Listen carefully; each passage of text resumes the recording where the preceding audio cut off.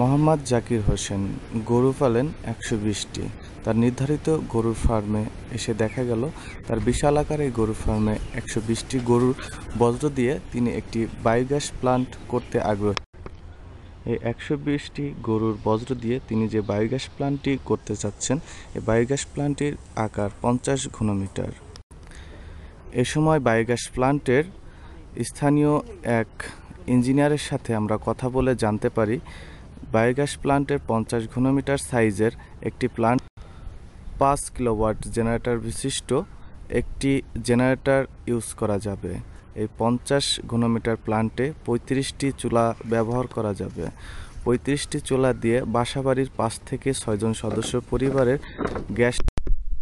তাছাড়াও বায়োগ্যাস প্লান্টের এই ৫ কিলোওয়াট জেনারেটরের ৫,০০০ ওয়াট বিদ্যুৎ ব্যবহার করা যাবে, অর্থাৎ মিনিমাম ৫০টি ফ্যান ব্যবহার করা যাবে।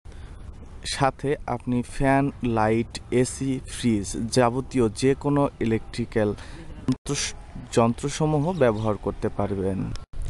ইঞ্জিনিয়ারের সাথে কথা বলে আরও জানা যায় বায়োগ্যাস প্লান্টের স্থায়িত্ব হবে ন্যূনতম ২০ বছর। এই প্লান্টটা আপনি যখন আপনার বাজেটে করবেন, খরচ পড়বে টোটাল ৪ থেকে ৫ লক্ষ টাকা।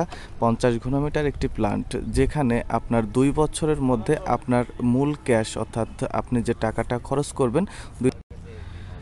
তাছাড়াও বায়োগ্যাস প্লান্টের আপনার হাইড্রোলিক্স অর্থাৎ বায়োগ্যাস প্লান্টের যে বজ্র অপর পৃষ্ঠ দিয়ে বের হবে সেটা হবে জৈব সার। আপনি জমিতে এই জৈব সার বায়োগ্যাস প্ল্যান্ট তৈরি করতে আজই যোগাযোগ করতে পারেন আমাদের কোম্পানিতে।